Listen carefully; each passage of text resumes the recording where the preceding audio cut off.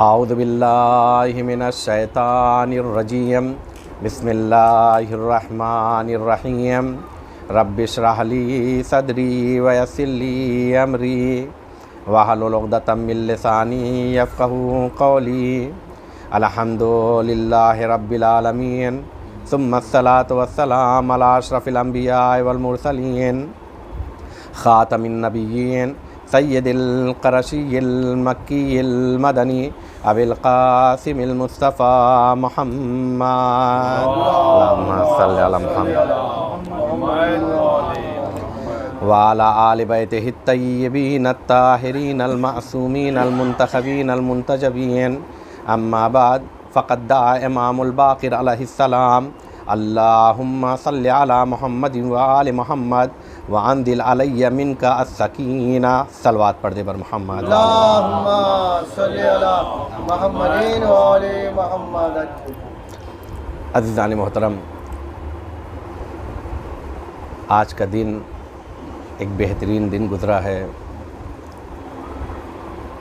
जिसमें माशाअल्लाह से हर इंसान ने कोशिश की कि अपने वक्त के इमाम को याद किया जाए और ख़ास तौर से जिस नाम से मंसूब है इमाम जाफ़र सादिक़ अलैहिस्सलाम,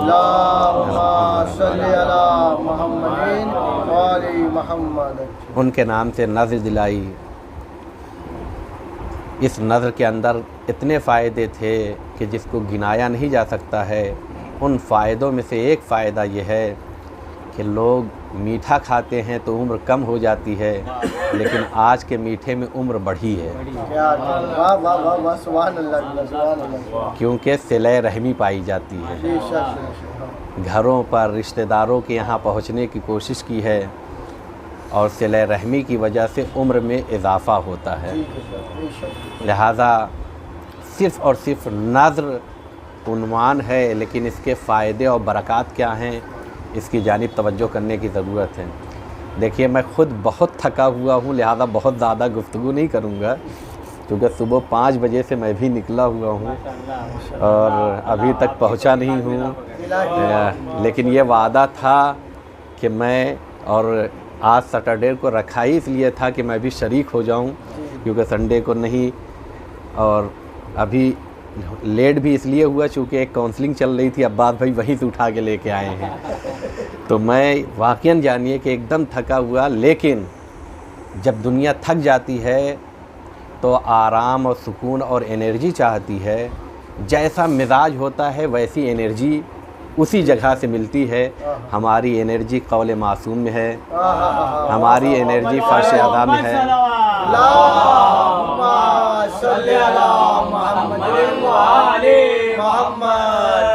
हमारी एनर्जी दुआ नुतबा में है, फ़र्श महफिल में है, मोमिनीन के हंसते हुए चेहरे पर निगाह करने में है। लिहाजा ये हम लोग अब थकेंगे नहीं, तो आप थोड़ा सा टाइम बढ़ जाए तो कुछ बोलिएगा नहीं क्योंकि फ्रेश हो गए। इमाम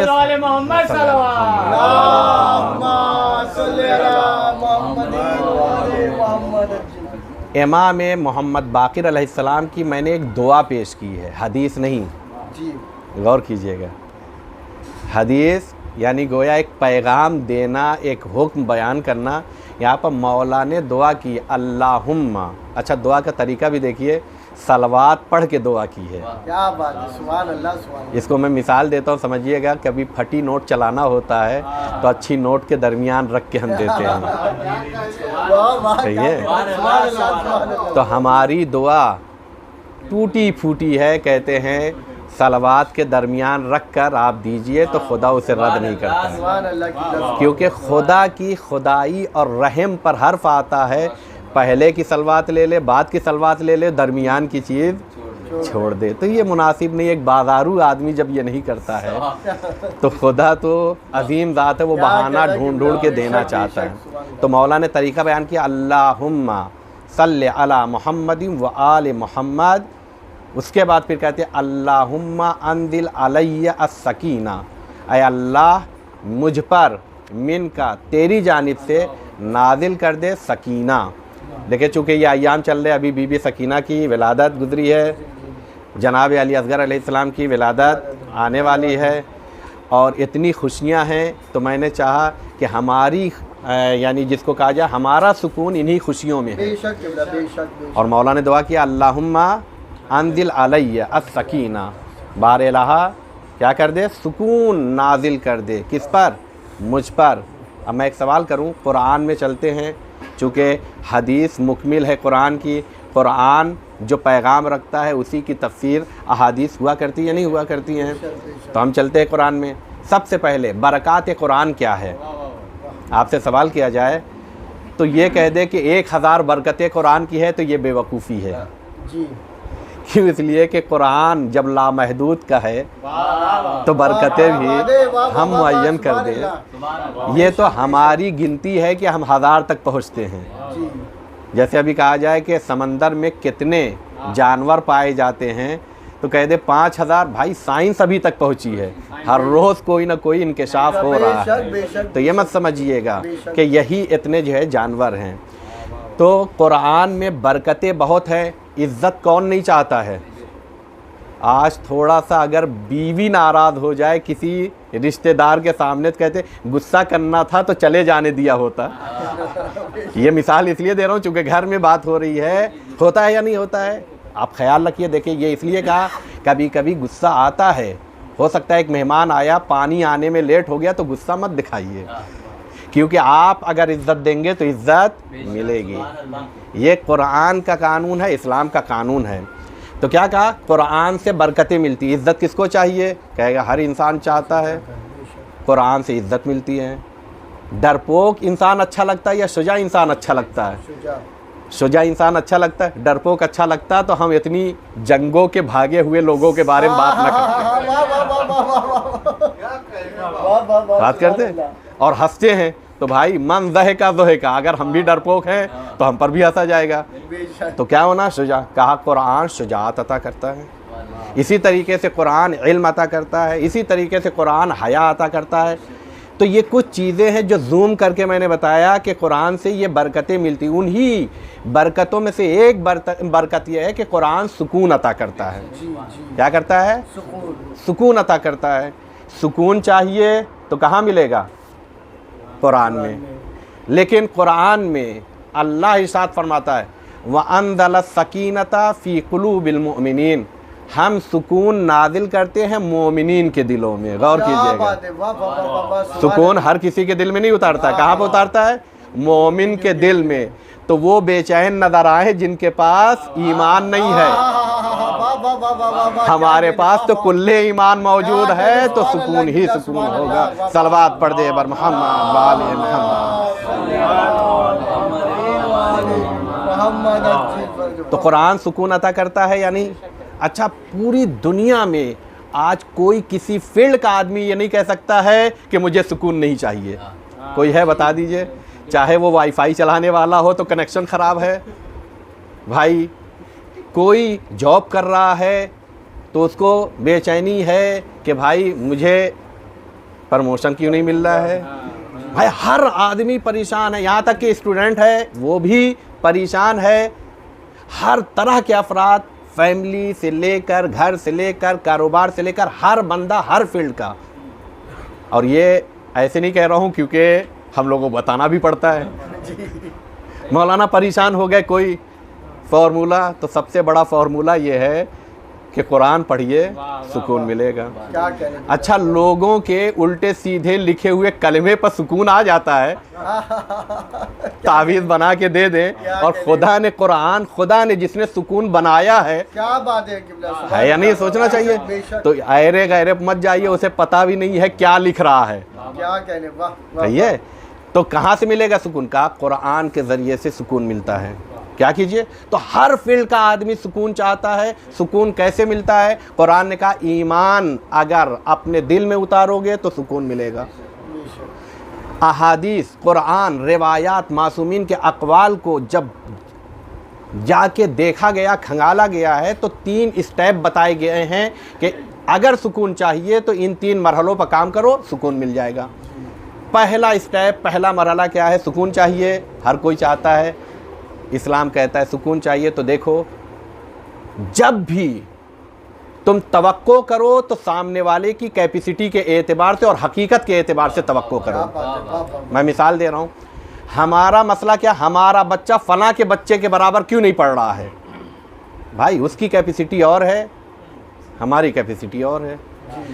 5वीं के बच्चे से अगर हम चाहें कि 10वीं का मैथ वो बता दे तो भाई ये उसकी कैपेसिटी नहीं, ये तवक्को करना हकीकत नहीं है। बेशक बेशक बेशक। अब अगर हम ये चाहेंगे तो बेचैन रहेंगे क्योंकि मेरा बच्चा जवाब नहीं दे पा रहा है, क्योंकि हमने तवक्को 10 वाले 10वीं क्लास का जो है क्या किया है, इंतज़ार किया है, तो परेशान तो रहेंगे। तो इस्लाम क्या कहता है? तवक्को हमेशा क्या करो, ऐसी करो कि जो हकीकत है, हकीकत से आगे नहीं। जैसे कहते हैं किसी से उम्मीद भी, मासूमीन ने कहा है कि देखो एक तो तवक्को मत करो, क्योंकि जहाँ तवक्को होती है वहाँ तकलीफ़ होती है। मसलन मैं चाहूँ मेरे इतने अच्छे दोस्त हैं, फला साहब मेरे वक्त पर काम आ जाएंगे, भाई 10 लाख मुझे दे दीजिए। उसकी पूरी इनकम ज़िंदगी की 8 लाख रुपए है, तवक्को हमने 10 लाख कर लिया है, पूरी ज़िंदगी का जमा पूंजी है, तो ये तवक्को उसकी ताकत से बढ़कर है।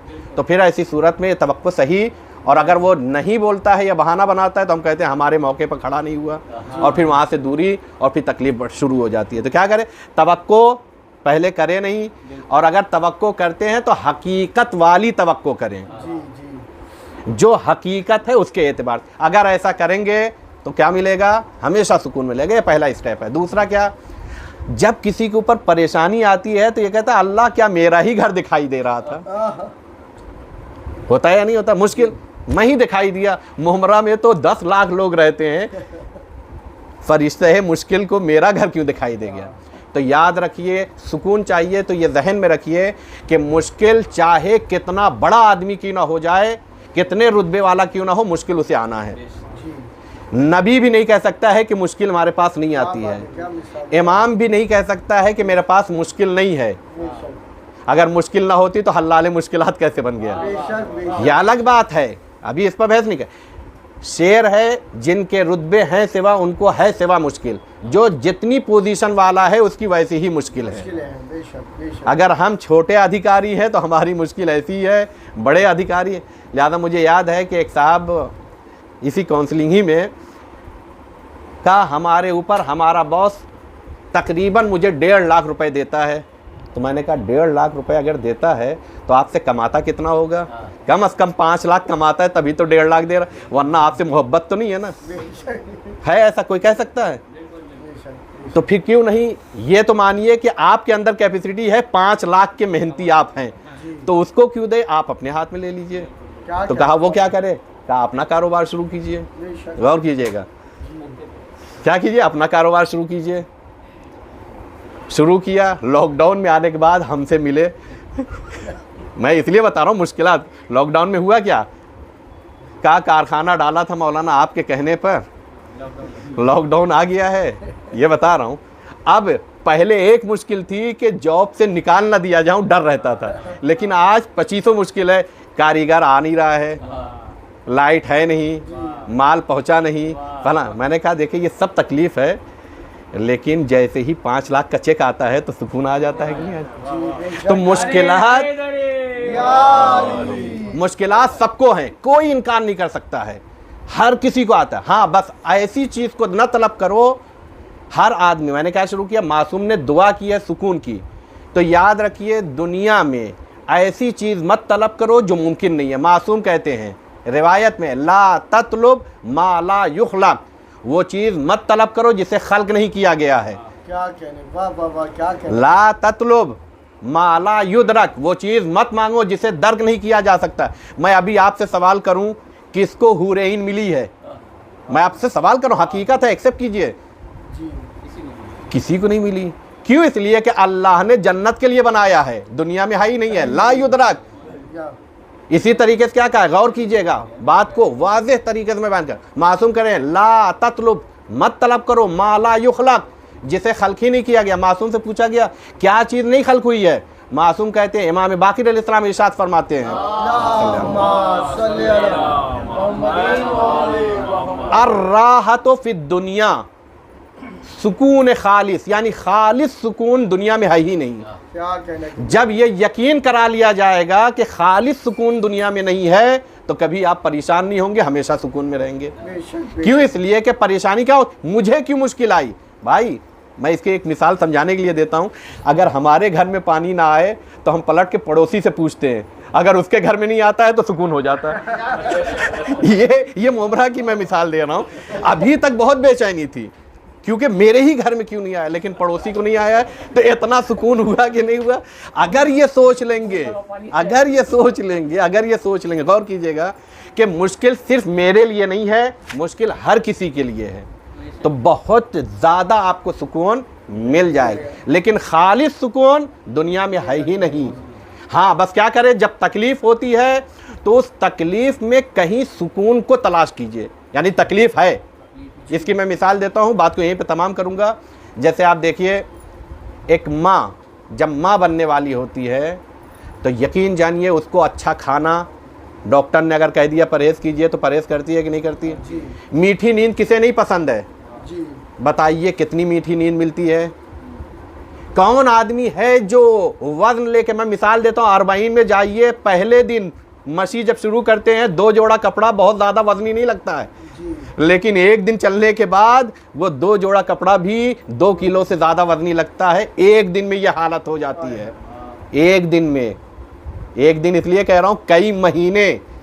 आप ज़रा सोचिए, ये तमाम तकलीफ़ है कि नहीं है? तकलीफ़ है, लेकिन सुकून इसी तकलीफ़ में तलाश करो। कहा जैसे ही माँ अपने बच्चे को जहन में लेकर आती है, हर तकलीफ मिठास में बदल जाती है। बेशक बेशक बेशक, हर तकलीफ मिठास में बदल जाती है। लिहाजा अब अगर ज़िंदगी में कोई भी तकलीफ आए, सिर्फ ये तसव्वुर करे कि इस मुश्किल पर अजर खुदा क्या है। जहां निगाह अजर खुदा पर और विलायत आले मोहम्मद पर निगाह जाएगी, ये मुश्किल मुश्किल नहीं रह जाएगी, बल्कि मिठास में बदल जाएगी।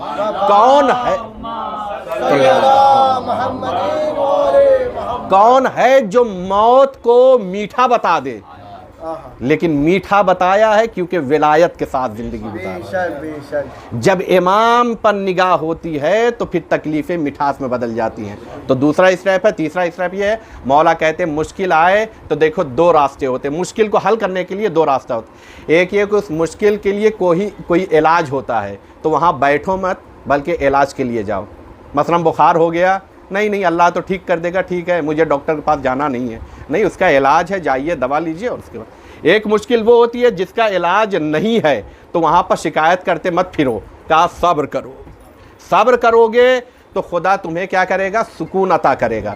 तो 3 मरहले मासूम ने बताए हैं। पहला मरहला क्या बताया है, क्या कीजिए, नहीं, स्टेप क्या है, पहला स्टेप क्या है, किसी को याद है? कुरान ने तो सुकून को बताया है। पहला मरहला क्या कहा था, किसी को याद है? तवक्को हकीकत के मुताबिक होना चाहिए, तो तकलीफ बहुत ज़्यादा ख़त्म हो जाएगी। और ये सोच लीजिए, हर किसी को मुश्किल आती है, तो मैं कोई नया बंदा नहीं हूँ। जब ये सोच लेंगे तो बहुत कुछ आसान। और अगर आ भी गई है मुश्किल, तो मासूम ने रास्ता बताया है। कहा देखो 2 तरह के लोग हैं, कुछ बेताबी दिखाते हैं, बेसब्रे हो जाते हैं, तो मुश्किल कम नहीं बल्कि बढ़ जाती है। तो कहा कि फिर कैसे सुकून हासिल करे? मासूम ने कहा वस्ताईनु बिस्सब्र वस्सलाह। कुरान की आयत है, आप जाके देखिए, कुरान की आयत क्या, वस्ताईनु बिस्सब्र वस्सलाह। नमाज के ज़रिए से और सब्र के ज़रिए से आप क्या करो, मदद लो। मदद किस चीज़ में? सुकून हासिल करने में, परेशानियों से बचने के लिए। बात को मैंने तमाम किया। याद रखिए, 3 बेटियां हैं, 3 पैगाम हैं। बीबी फातिमतुज़ ज़हरा,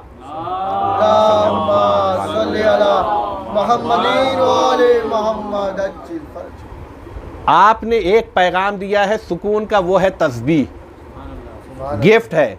अगर सुकून चाहिए, जिक्र खुदा करना शुरू कर दिए। कुरान के अला बिज़िक्रिल्लाह तत्मइन्नुल कुलूब, जिक्र खुदा से इत्मीनान हासिल होता है। बीबी ने गिफ्ट दिया है, सुकून चाहिए, परेशानियों से बचना है, सुकून में बदलना है, जिक्र इलाही करो, तस्बीह। बीबी फातिमा ज़हरा की बेटी जनाब ज़ैनब, अजीम बेटी है या नहीं है, एक गिफ्ट दिया है। सलवात भी बहुत सी बरकतें अता करती हैं।